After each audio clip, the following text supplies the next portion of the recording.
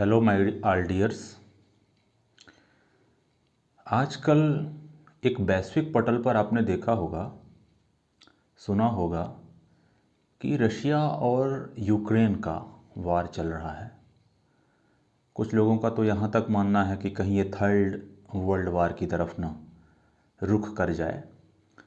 लेकिन आखिर रसिया, जिसका यूक्रेन कभी हिस्सा हुआ करता था, एक अभिन्न हिस्सा हुआ करता था, तो रसिया उसके पीछे क्यों पड़ा हुआ है, इस बात को समझ लेना ज़रूरी है।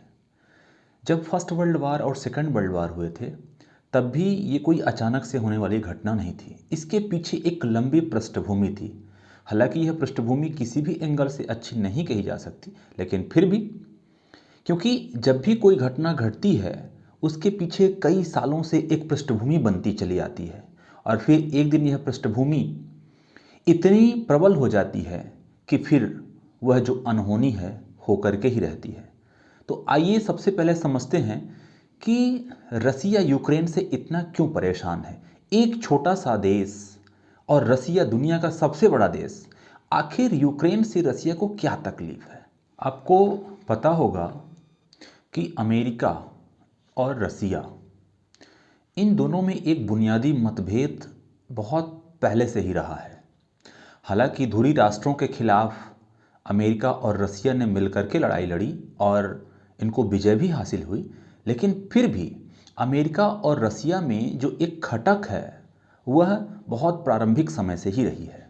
द्वितीय विश्व युद्ध के बाद जो दो महाशक्तियां उभर करके हमारे सामने आई पूरे विश्व पटल पर, वह, अगर हम पश्चिम की बात करें तो वह था अमेरिका यूएसए, और अगर हम पूर्व की बात करें तो वह था यूरोप महाद्वीप का यूएसएसआर, यानी कि रसिया, जो वर्तमान का रसिया है। इसे प्राचीन समय में, या पहले, प्राचीन नहीं कहेंगे, पहले इसको यूएसएसआर कहा जाता था 1991 से पहले। तो ये दो महाशक्तियां उभर करके सामने आईं। आपको पता होगा कि अमेरिका ने जापान के हिरोशिमा और नागासाकी पर क्रमशः 6 अगस्त और 9 अगस्त 1945 को एटम बम गिराया था, जो कि रसिया के काफ़ी समीप है। ठीक है, बैकग्राउंड तो हम बताएंगे ही कि आखिर क्या कैसे हुआ, लेकिन जब दो महाशक्तियों का उदय हुआ, जब तक एक शहंशाह है तब तक तो ठीक है, जब तक जंगल में एक शेर है तब तक तो कोई बात नहीं है ना, वही सर्वे सर्वा है। लेकिन अगर एक ही जंगल में दो शेर आ जाएं तो आपसी टकराव कैसे नहीं होंगे। और हमेशा से इनमें उठापटक रही है, क्योंकि दोनों में ही होड़ लगी थी अपने को सर्वश्रेष्ठ शामिल करने की। जिस प्रकार से ब्रिटेन ने अपने औपनिवेशिक देशों को महत्व दिया और दुनिया के 54 देशों को उसने अपने आधिपत्य में लिया और वहाँ अपना उपनिवेश कायम किया, इसी का प्रभाव फ्रांस में हुआ, जर्मनी में हुआ, जापान में हुआ, अमेरिका में हुआ, क्योंकि अमेरिका ने भी काफ़ी लंबी लड़ाई लड़ी है ना अपनी स्वाधीनता के लिए। और फिर यह लड़ाई ख़त्म नहीं हुई, बल्कि आंतरिक कलह अंदर ही अंदर बढ़ता गया। तो जब दो महाशक्तियों का उदय हुआ तो इनको सबसे अच्छा परिभाषित करने के लिए किसी ने एक शब्द दिया है, शीत युद्ध। शीत युद्ध का क्या मतलब होता है? शीत युद्ध में किसी भी तरफ से औजारों के माध्यम से कोई लड़ाई नहीं होती है, बल्कि इसमें शब्दों के बाण चलाए जाते हैं। एक दूसरे की खींचातानी, एक दूसरे को नीचा दिखाना, एक दूसरे से अपने को श्रेष्ठ बताना और हर प्रकार से दूसरे वाले को क्रिटिसाइज करना, हर एंगल से। जब भी मौका मिले तो चूको नहीं। तो इसे क्या कहा गया? शीत युद्ध कहा गया। जो शीत युद्ध शब्द है यह वाल्टर लिपमैन के द्वारा गढ़ा गया, और इसका जो प्रयुक्त होने का संदर्भ है या अर्थ है वह अमेरिका और सोवियत संघ यानी कि रूस के संदर्भ में ही यूज किया गया। द्वितीय विश्व युद्ध के बाद रूस और अमेरिका में आपसी दुश्मनी, वैमनस्य और कटुता, एक दूसरे की परस्पर निंदा, ये लगातार बढ़ता चला गया। फिर एक ऐसा समय आया जब ये दोनों महाशक्तियां खुलकर एक दूसरे की आलोचना करने लगीं, और इनके जो आपसी संबंध थे तो लगातार गर्त में जाने लगे। हम ऐसा कह सकते हैं कि शीत युद्ध एक ऐसी स्थिति होती है जिसमें ना तो युद्ध होता है और ना ही युद्ध विराम होता है, बल्कि युद्ध की एक अस्थिर स्थिति होती है। तो युद्ध होने और न होने के बीच की जो एक वैमनस्य वाली स्थिति है, इसे हम शीत युद्ध कह सकते हैं। अच्छा, शीत युद्ध शुरू होने का जो एक प्रमुख कारण माना जाता है वह है प्रचार। प्रचार का क्या मतलब है? प्रचार का सीधा सीधा मतलब है कि टेलीविज़न के माध्यम से, रेडियो के माध्यम से या अन्य जो भी कम्युनिकेशन के माध्यम थे, इनके माध्यम से उस देश के प्रति जिनके प्रति इनकी आपसी दुश्मनी या वैमनस्यता है, उसके प्रति जहर उगलना। इस प्रकार का प्रचार प्रसार रेडियो, अखबारों या टेलीविज़न के माध्यम से करना और मित्र राष्ट्रों के प्रति सौहार्दपूर्ण व्यवहार को प्रदर्शित करना। शीत युद्ध का एक और कारण कह सकते हैं डिप्लोमेसी। ऐसे में क्या होता था कि जो शक्ति संपन्न राष्ट्र होते थे वह कमज़ोर राष्ट्रों को आर्थिक रूप से सहायता देने का लालच दे करके उन्हें अपने गुट में मिला लिया करते थे। अमेरिका और रसिया के बीच कुछ ऐसा ही हुआ। ब्रिटेन और फ्रांस का यूएसएसआर के साथ 1939 में एक समझौता होना था, लेकिन ब्रिटेन और फ्रांस दोनों ने इस समझौते में बड़ी देरी की। इससे यूएसएसआर को ऐसा लगने लगा, वो शंका की नज़र से इन दोनों देशों को देखने लगा। ऐसे में रसिया की जो ये शंका थी कहीं न कहीं जायज़ थी, क्योंकि अगर ऐसी कोई बात नहीं होती तो फिर ये वार्तालाप जो भी हुआ था उसमें समझौते में सिग्नेचर करने में इतनी देरी क्यों करते। इससे यूएसएसआर को लगने लगा कि ब्रिटेन और फ्रांस दोनों ही उसके हितैषी कदापि नहीं हो सकते।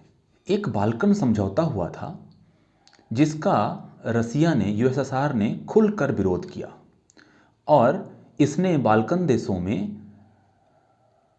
एक ऐसी सत्ता स्थापित करने की कोशिश की जो साम्यवादी दलों की रही है। साम्यवादी दलों से अमेरिका जैसे देशों को सख्त नफरत थी और यहीं पास अमेरिका के नज़दीक क्यूबा नाम का एक छोटा सा देश था जहां पर यूएसएसआर की अच्छी पकड़ थी और इसलिए वहां पर इसने साम्यवादी सरकार की स्थापना करवा दी। इतना ही नहीं, यूएसएसआर ने वहां पर कुछ सैनिक अड्डे और सैनिक अड्डों के साथ साथ रॉकेट प्रक्षेपण के यानों को भी इस प्रकार से रख दिया था कि भविष्य में जब कभी जरूरत पड़ेगी तो हम इसका उपयोग करेंगे। ऐसे में अमेरिका को रसिया से डर लगना स्वाभाविक था, क्योंकि दोनों ही ये महाशक्तियां थीं और अमेरिका के काफ़ी नज़दीक आना ये एक डर का कारण बना। इसी प्रकार जब अमेरिका ने द्वितीय विश्व युद्ध के दौरान जापान पर एटम बम गिराया जो कि रसिया के काफ़ी नज़दीक था, तो इससे रसिया को भी डर सताने लगा और यह धीरे धीरे करके पृष्ठभूमि अच्छे से तैयार होने लगी। एक जिस प्रकार से किसान अपने खेतों को तैयार करता है किसी भी बीज को बोने के लिए, किसी भी फसल को उगाने के लिए, उसी प्रकार से अब यह खेत बन रहे थे अमेरिका और रूस के बीच आपसी तनाव की। कई बार ऐसा भी देखा गया कि जब यूएनओ, संयुक्त राष्ट्र संघ, दुनिया के देशों में शांति बहाल की स्थापना करना चाहता था, ऐसे में रसिया ने बार बार वीटो पावर का प्रयोग किया और वीटो पावर के प्रयोग से उसने यूएनओ के कार्य में हस्तक्षेप किया, बाधा डाली। इतना ही नहीं, क्योंकि रसिया के साथ साथ चीन के पास भी वीटो पावर था, इसलिए रसिया ने कोशिश की, यूएसएसआर ने कोशिश की कि वह रसिया को हमेशा साथ में लेकर के चले। और ऐसे में कई बार ऐसा भी हुआ जब चीन और रसिया दोनों एक तरफ रहे और वीटो पावर का इस्तेमाल करते रहे। हालांकि अमेरिका को ज़्यादा डाउट था कि अगर चीन भी इसके साथ मिल गया तो दो वीटो पावर हो जाने की वजह से आगे के कामों में काफ़ी मशक्क़त का सामना करना पड़ेगा।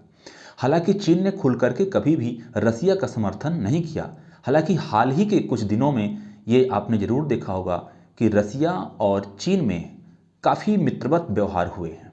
इसमें एक और तल्खी देखने को मिलती है जब ग्रेट ब्रिटेन के तत्कालिक प्रधानमंत्री, यह वर्ष 1946 के आसपास की बात है, जब विंस्टन चर्चिल अमेरिका गए हुए थे और वहाँ के मिसौरी नामक राज्य में उन्होंने एक स्पीच दिया था जिसको फुलटन स्पीच के नाम से जाना जाता है। फुलटन वहाँ की एक जगह थी जहाँ पर इन्होंने स्पीच दिया था। इसमें विंस्टन चर्चिल ने यह कह दिया था कि जो रसिया है वह यूरोप के पूर्वी और पश्चिमी देशों के बीच एक लोहे की दीवार खड़ी कर रहा है। तो यह भाषण भी रसिया को नागवार गुजरा और उसको ऐसा लगना स्वाभाविक ही हो गया था कि ब्रिटेन भी अमेरिका के पक्ष में है, इसलिए ब्रिटेन से भी तल्खियां बढ़ने लगी।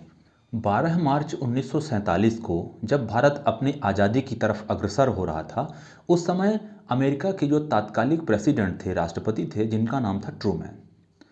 तो ट्रूमैन महोदय ने एक अपने भाषण के संबोधन में कहा था कि जहां कहीं भी साम्यवादी सरकार की स्थापना होगी वह यूएसए अपना अपमान समझेगा और उसके खिलाफ प्रत्यक्ष या अप्रत्यक्ष रूप से शांतिपूर्ण या आक्रामक रवैये से जैसे भी हो सकेगा वो उसको नष्ट करेगा, चाहे जैसे भी बन सके। ऐसे में क्योंकि मैंने आपको पहले बताया कि क्यूबा में एक साम्यवादी सरकार की स्थापना यूएसएसआर ने की थी, जहां पर उसने अपने सैनिक अड्डे तक बना लिए थे। हालांकि अमेरिका की आंख दिखाने के बाद उसने घोषणा की कि वह वहां से अपने सैनिक अड्डे हटा लेगा, और हटा भी लिया था, क्योंकि अमेरिका ने कहा था कि थर्ड वर्ल्ड वॉर बहुत जल्दी शुरू हो जाएगा अगर यहां से सैनिक अड्डे नहीं हटाए गए।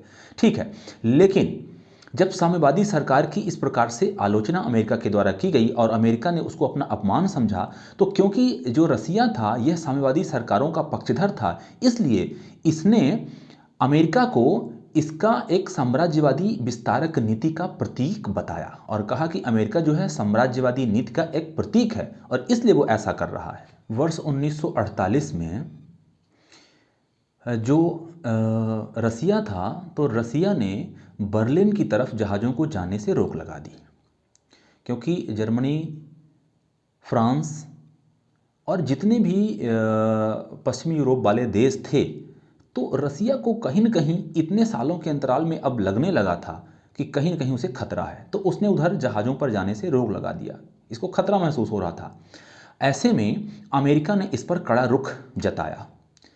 हालांकि यूएसएसआर इसमें सफल नहीं हुआ और तब अमेरिका को भी ये बात महसूस होने लगी कि रसिया एक बहुत बड़ी महाशक्ति है और वह उसके काम में कभी भी रोड़े डाल सकती है।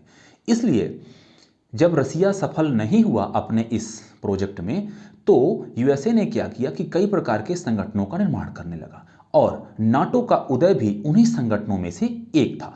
जिस नाटो की आज हम बात करते हैं, अमेरिका और नाटो जो मिल करके यूक्रेन को अपने पक्ष में लाना चाहते थे, तो ये वही नाटो संगठन है जिसकी बाकायदा वकालत करी थी अमेरिकी राष्ट्रपति ने। और इस प्रकार से 1949 में अमेरिका की संस्तुति पर या अमेरिका के नेतृत्व में नाटो की स्थापना हो गई, जिसके अंतर्गत ये बात कही गई कि नाटो के जितने भी सदस्य देश होंगे, अमेरिका सहित अगर कोई भी देश उन नाटो देशों को आंख दिखाता है, तो ये सारे देश एक ट्रीटी के माध्यम से उन्होंने इस बात को पुख्ता किया कि सारे देश मिल करके उस देश के खिलाफ लड़ेंगे जो नाटो के किसी भी एक देश को आंख उठा करके देखेगा। इधर 1 अक्टूबर 1949 को चीन में साम्यवादी सरकार की स्थापना हुई और साम्यवादी सरकार को अमेरिका अपना अपमान समझता था, जैसा कि मैंने पहले भी कहा, जो कि क्यूबा में हुआ था। और क्योंकि रसिया के पास वीटो पावर भी था, इसलिए अमेरिका को एक बार फिर से लगने लगा कि रसिया उसके लिए बहुत बड़ी महाशक्ति बन के उभरेगा और कहीं न कहीं उसके ऊपर ये संकट के मंडराते हुए बादल स्पष्ट रूप से दिखाई पड़ने लगे थे। इसके बाद दुनिया में जहां कहीं भी हलचल हुई, इन दोनों महाशक्तियों ने एक ऐसे मौके को तलाशने की कोशिश की जब दोनों वहां पर पहुंचे और अपने को श्रेष्ठ साबित करने की कोशिश करें और उस देश को जहां भी हलचल हो रही हो उसको अपने पक्ष में मिलाएं। कोरिया का युद्ध जो हुआ था, इसमें दोनों ही देशों ने ऐसा ही रोल निभाया। इसमें उत्तरी कोरिया का सपोर्ट कर रहा था यूएसएसआर और दक्षिणी कोरिया का सपोर्ट कर रहा था यूएसए, अमेरिका। अमेरिका ने यूएनओ की सेना के नाम पर दक्षिणी कोरिया का साथ दिया। हालांकि ये बात यूएसएसआर को पता थी कि इसमें यूएनओ की सेना नहीं बल्कि अमेरिका की खुद की फौज सामना करेगी। अमेरिका द्वारा जापान पर गिराए गए परमाणु बम, जो कि 45 में गिराए थे, अभी तक रसिया के पास ऐसा कोई परमाणु बम नहीं था, ना ही उसने ऐसा कोई परीक्षण किया था। यह बात उसके दिल में हमेशा से सुलग रही थी। लेकिन एक ऐसा भी समय आया जब यूएसएसआर ने परमाणु परीक्षण किया। जी हाँ, बिल्कुल आप सही सुन रहे हैं। 1953 में यूएसएसआर यानी कि रसिया ने परमाणु परीक्षण कर लिया और परमाणु परीक्षण करने के साथ ही अमेरिका की चिंताएं और ज़्यादा बढ़ने लगी। हिंद चीन की एक और समस्या सामने आई जो इस पृष्ठभूमि को और अधिक मजबूत की। जब हिंद चीन के बीच में, हिंद चीन का जो क्षेत्र था, वहाँ पर जब हिंद और चीन के बीच में तल्खियाँ लगातार बढ़ने लगी, ऐसे में इसका असर वियतनाम पर भी पड़ा और जिनेवा में जो कन्वेंशन हुआ था उससे वियतनाम दो भागों में बट गया। इसमें उत्तरी वियतनाम जो था वहाँ पर रसिया पहुँच गया और जो दक्षिणी वियतनाम था वहाँ पर अमेरिका पहुँच गया। क्योंकि मैंने आपको पहले बताया कि दोनों ही देश, दोनों ही महाशक्तियाँ जहाँ कहीं भी दुनिया में हलचल होती थी ये हमेशा वहां पहुंचने की कोशिश करते रहे और अपने को सर्वश्रेष्ठ दिखाने की कोशिश करते रहे। रूस द्वारा परमाणु परीक्षण के 3 साल बाद यानी कि 1956 में एक और बड़ा संकट आ गया जिसको स्वेज संकट कहा गया। 1956 में स्वेज संकट का क्या मतलब है? 1956 में स्वेज संकट का मतलब है कि व्यापार करने के लिए एक नहर का निर्माण हुआ था जिसको आप स्वेज नहर भी कहते हैं। वहाँ पर ब्रिटेन और फ्रांस ये दोनों अपनी अपनी उपस्थितियां दर्ज करना चाहते थे। हालांकि वहाँ पर एक देश हुआ करता है मिस्र।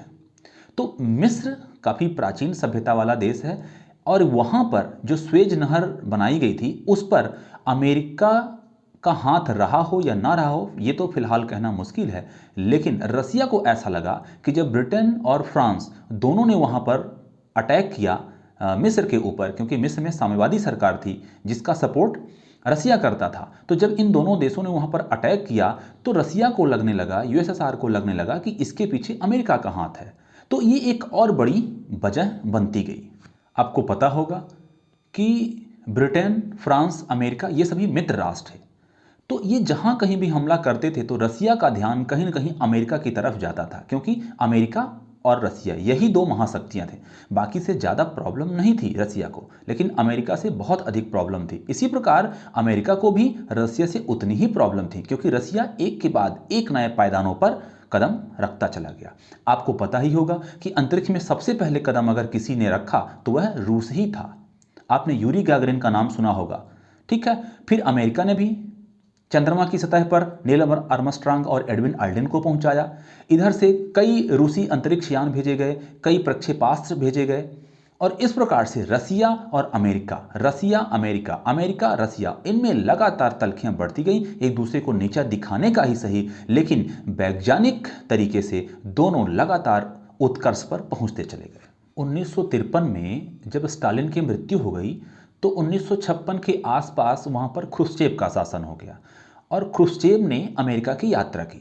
अमेरिका की यात्रा की दो बड़ी वजहें मानी जा रही थी कि ख्रुश्चेव की अमेरिकी यात्रा करने पर दोनों देशों के बीच में, अमेरिका और रसिया के बीच में जो तल्खियाँ हैं, जो आपसी वैमनस्य है, ये काफ़ी हद तक दूर हो जाएगा, क्योंकि उसने एक मध्यस्थता का काम किया। लेकिन इसी बीच अमेरिका ने एक बहुत बड़ी गलती कर दी जब उसने 1960 के आसपास अपना एक जासूसी विमान जिसको U-2 का नाम दिया गया था, उसने रसिया के बॉर्डर के आसपास जासूसी करने के लिए भेजा था।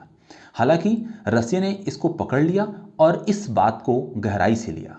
जब इस मुद्दे को उठाया गया तो ख्रुश्चेव ने अमेरिका की जम करके भर्त्सना की और यहाँ से एक बार फिर से रसिया को लगने लगा कि नहीं, अमेरिका कभी भी रसिया का हितैषी नहीं हो सकता है। यूएसएसआर ने अमेरिका के द्वारा किए गए इस कृत्य की कड़ी आलोचना की और कहा कि उसे उचित पनिशमेंट दिया जाए, जिस किसी ने भी ऐसा किया है अमेरिका को इसके लिए पनिशमेंट देना ही होगा।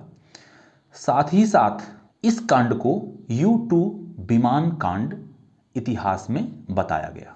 1962 में क्यूबा संकट आया, जिसको हम पहले ही बता चुके हैं, और 1965 से लेकर के 71 तक भारत में 2 युद्ध हुए इस दौरान, जिसमें अमेरिका और रसिया दोनों ने अपने अपने तरफ से सहयोग दिया। भारत का हमेशा से जो काफ़ी क्लोज फ्रेंड रहा है वो रसिया रहा है। जब भी भारत को ज़रूरत हुई है तो यूएनओ में इसने वीटो पावर का इस्तेमाल किया है। लेकिन जब भारत और बांग्लादेश का युद्ध चल रहा था, ऐसे में पाकिस्तान ने अमेरिका को इनवाइट किया और अमेरिका ने अपनी जंगी जहाज़ों को हिंद महासागर की तरफ से बंगाल की खाड़ी की तरफ भेजा। इधर यह बात रातों रात जब भारत को पता चली तो भारत ने क्या किया कि रसिया से बात की और रसिया ने अपनी अत्याधुनिक पनडुब्बियों को तैनात करके साजो समाज से सजा करके और भारत की सेवा में भेज दिया। और जब अमेरिका के जंगी जहाज बंगाल की खाड़ी में पहुंचने वाले थे बांग्लादेश के आसपास, उससे पहले ही जब उन्होंने देखा कि यहाँ रसिया का जहाज और पनडुब्बियां तैनात हैं, तो ये अपने सिर पर पैर रख करके वहां से भागे। तो इस प्रकार से जहां कहीं भी कोई हलचल दुनिया में हुई है, एक तरफ अमेरिका तो दूसरी तरफ रसिया, तो ये दो महाशक्तियां पूरी दुनिया में रही हैं, आज तक भी हैं, और हमेशा ही इन दोनों से ही लगातार खतरा बनता रहा है। आई होप कि आपको ये तमाम बातें समझ में आई होंगी कि अमेरिका और रसिया ये दोनों आज भी एक दूसरे के दुश्मन क्यों बने हुए हैं। ऊपरी तौर पर भले ही कुछ हो, जिसे हमने अभी कोल्ड वार कहा है ना, गृह युद्ध कहा, लेकिन आंतरिक तौर पर ये दोनों ही एक दूसरे का भला कदापि नहीं चाहते। जब अमेरिका ने नाटो संगठन की स्थापना की और नाटो में वर्तमान में 28 से भी ज़्यादा देश हो गए हैं, और यूक्रेन भी नाटो में शामिल जब होना चाहता है, ऐसे में रसिया को संकट घिरा, ऐसे में रसिया को ये लगना कि वह संकट से घिरा हुआ है लाजमी है, और इसीलिए रसिया ने यूक्रेन पर अटैक किया।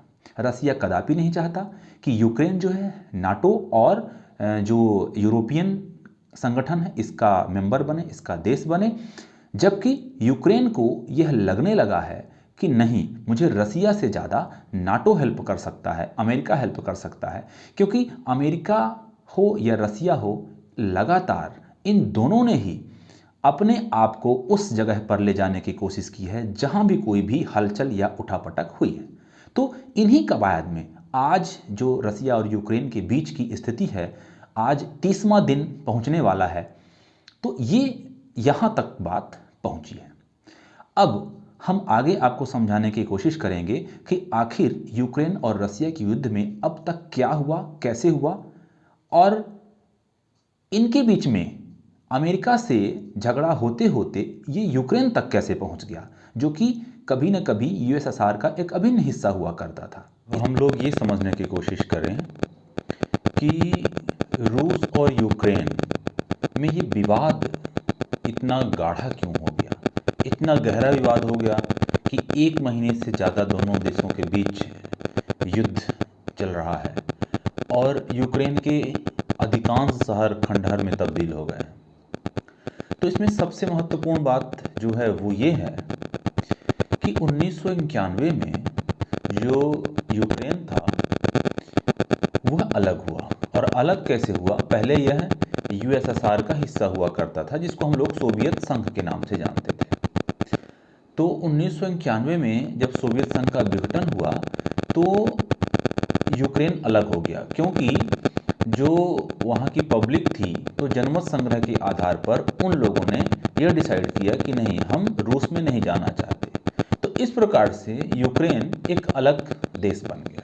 हालांकि यूक्रेन सेना की सुरक्षा की बात का मतलब ये नहीं था कि वह युद्ध में डायरेक्ट इसकी मदद करेगा, बल्कि इसका ये मतलब था कि यूक्रेन की जो भी सेना है तो सेना को ये प्रशिक्षण देगा, ट्रेनिंग देगा समय समय पर, और उसी संदर्भ में जो भी मतलब अत्याधुनिक समय के साथ जो भी सुधार करना होगा सेना में, तो इसमें अमेरिका उसका साथ निभाएगा। साथ ही साथ इसमें एक बात और भी कही गई थी कि जो डाटा का साझाकरण होता है दो देशों के बीच, तो ये भी अमेरिका ने स्वीकार किया था उस संधि पत्र में।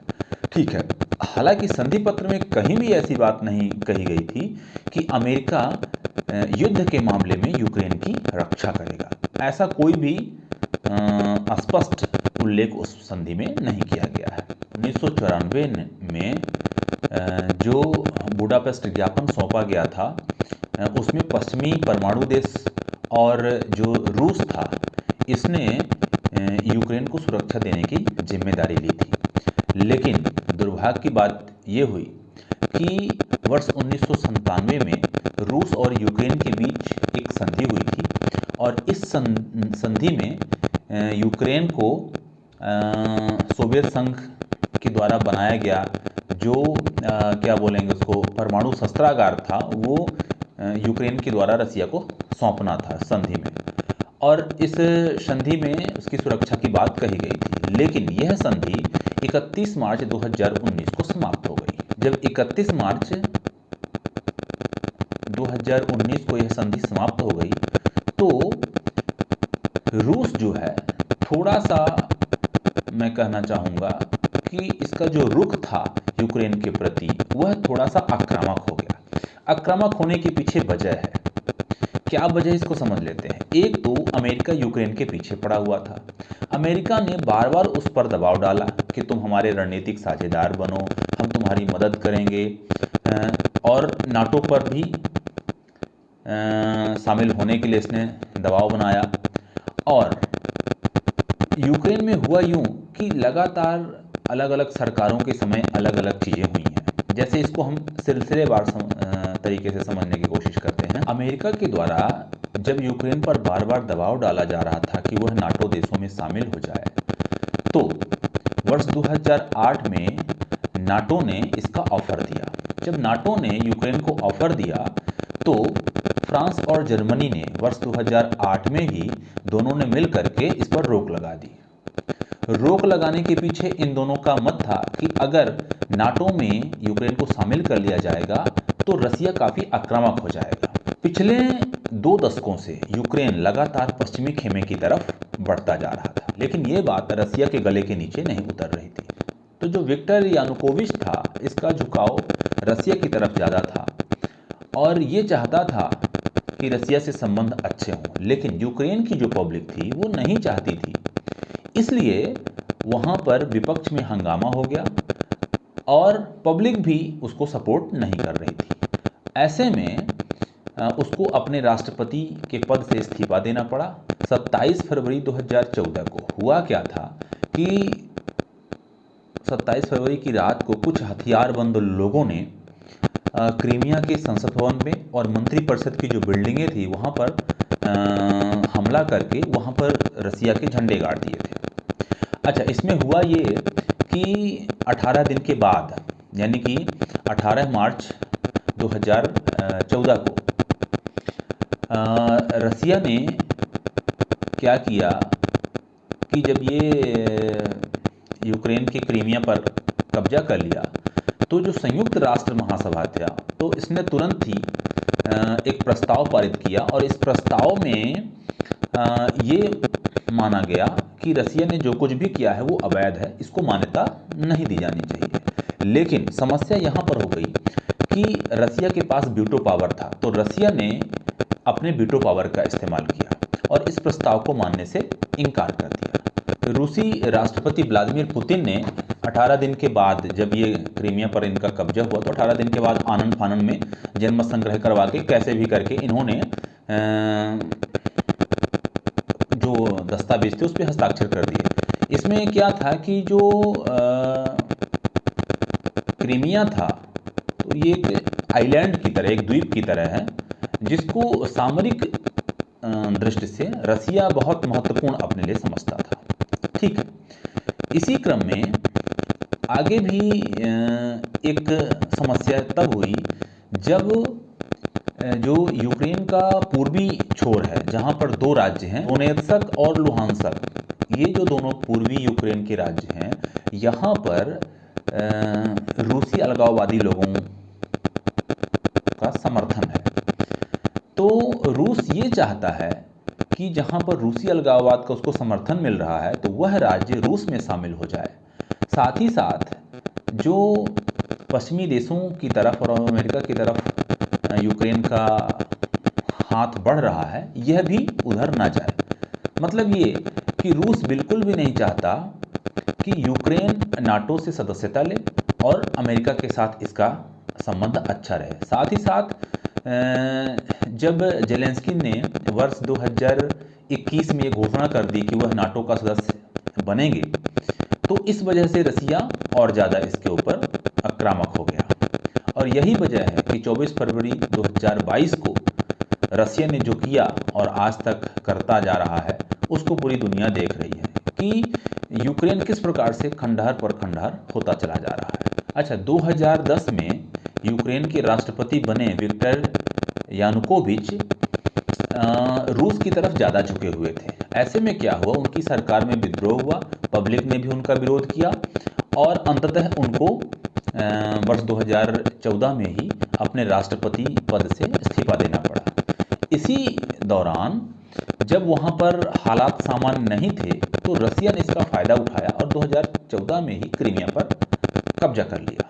अब क्योंकि नाटो जो है अमेरिका के द्वारा बनाया गया एक संगठन है और अमेरिका क्योंकि एक महाशक्ति है, विश्व की पहली महाशक्ति है, और क्योंकि रसिया से जो व्यक्तिगत हित हैं अमेरिका के वो टकराते रहते हैं कहीं ना कहीं, चाहे वो अंतर्राष्ट्रीय व्यापार को लेकर के हो, चाहे वो औजारों के सप्लाई को लेकर के हो, है ना, चाहे तेलों को लेकर के हो, जो ईंधन तेल होता है, पेट्रोलियम पदार्थ, तो इन तमाम बातों को लेकर के, चाहे जब जापान में इसने हिरोशिमा के और नागासाकी के ऊपर एटम बम गिराया था जो कि रसिया के काफ़ी नज़दीक है, फिर परमाणु परीक्षण पर इसके द्वारा रोक लगाया जाना, है ना, वर्ष 1953 में, तो ये तमाम बातें जो हैं आपसी मतभेद का लगातार कारण बनती रही हैं, जिसको हम पहले भी आपसे बता चुके हैं। अच्छा, वर्ष 2021 में जब जेलेंस्की ने ये घोषणा कर दी कि अब वो नाटो का सदस्य बनेंगे, तो रसिया इस पर काफ़ी खींच गया और जो आग उसके दिल में सुलग रही थी वह काफ़ी तेज हो गई, और इसी की वजह से रसिया ने यूक्रेन पर हमला कर दिया। और रसिया का तो जो इरादा है वो ये है कि यूक्रेन को पूरी तरीके से तबाह कर दिया जाए और यूक्रेन को दिखा दिया जाए कि महाशक्ति से लोहा लेने का परिणाम क्या होता है। हालांकि अमेरिका भी इसमें पीछे नहीं है और गुप्त तरीके से कहीं न कहीं किसी न किसी बहाने से वो अभी भी यूक्रेन की मदद कर रहा है। पोलैंड में उसका आना इस बात का सबूत है कि, और वहाँ से इस प्रकार की बातें कहना कि रूसी राष्ट्रपति व्लादिमीर पुतिन जो हैं वो खूनी हैं, है ना, इस प्रकार की बातें करना, ये दर्शाता है कि अमेरिका और रसिया दोनों के बीच यूक्रेन पिस रहा है। अच्छा, जो यूक्रेन की पब्लिक है, लगभग 28 से 30 लाख पब्लिक जो भागी है वो पोलैंड पहुंची है। पोलैंड एक नाटो का मेंबर है और पोलैंड की जो पश्चिमी सीमा है वो यूक्रेन से मिलती जुलती है। इतना ही नहीं, जो पश्चिमी यूक्रेन के लोग हैं वो उनमें काफ़ी राष्ट्र भावना प्रबल है और इसी वजह से जो जेलेंस्की हैं वो लगातार राष्ट्र भावना की दुहाई दे करके और अपने देश के लोगों में एक शक्ति का लगातार संचार करते रहते हैं और पब्लिक से लड़ने की अपील करते रहते हैं, है ना। आपने देखा होगा कि कैसे रूसी टैंकरों के सामने यूक्रेन के लोग सामने आ जाया करते थे, और यूक्रेन के जो हालात हैं आज, तो कहीं न कहीं इसमें जेलेंस्की का भी योगदान है। अगर आपसी बातचीत की जाती पहले से ही तो हो सकता है कि कोई सॉल्यूशन निकल के आ जाता।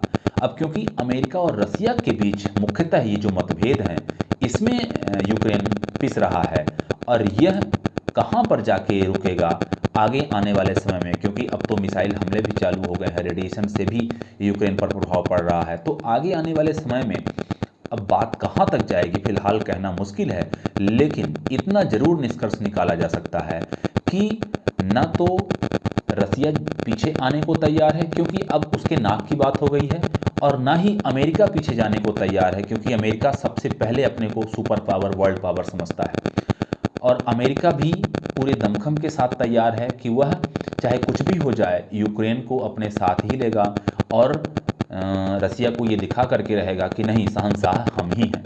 तो आई होप कि आपको समझ में आया होगा कि यूक्रेन और रसिया के बीच कैसे कैसे मतभेद उत्पन्न हुए, इसमें अमेरिका का कैसे कैसे योगदान रहा है और वर्तमान स्थिति कहां तक पहुंच गई। मैं चाहता हूं कि इसको फटाफट आप अपने दोस्तों तक भी पहुंचाएं, क्योंकि इतिहास को समझना जितना आसान है उतना मुश्किल काम भी है, क्योंकि आपको अगर पिछली चीज़ें नहीं पता हैं तो वर्तमान परिदृश्य बस से आप इस बात को अंदाज़ा नहीं लगा सकते और ना ही आप किसी ऐसे तर्क पर पहुंच सकते हैं, है ना। इसलिए हमें पिछली बातों की भी थोड़ी सी जानकारी होनी चाहिए, और वर्तमान परिदृश्य तो हम ठीक है देख ही रहे हैं, उससे रूबरू हो ही रहे हैं। तो मैं चाहता हूं कि अपने मित्रों यारों तक भी इसको पहुंचाएं, और अगर चैनल को अभी तक सब्सक्राइब नहीं किया है तो इसको भी प्लीज़ सब्सक्राइब कर लें। कि फिलहाल अमेरिका, रसिया और यूक्रेन, इन तीनों को लेकर के हमने बात बताई है कि आखिर ऐसी स्थिति जो है वो निर्मित कैसे हुई। तो आप सभी का धन्यवाद और आई होप कि ये बात आपको समझ में आई होगी। Thank you. जय हिंद।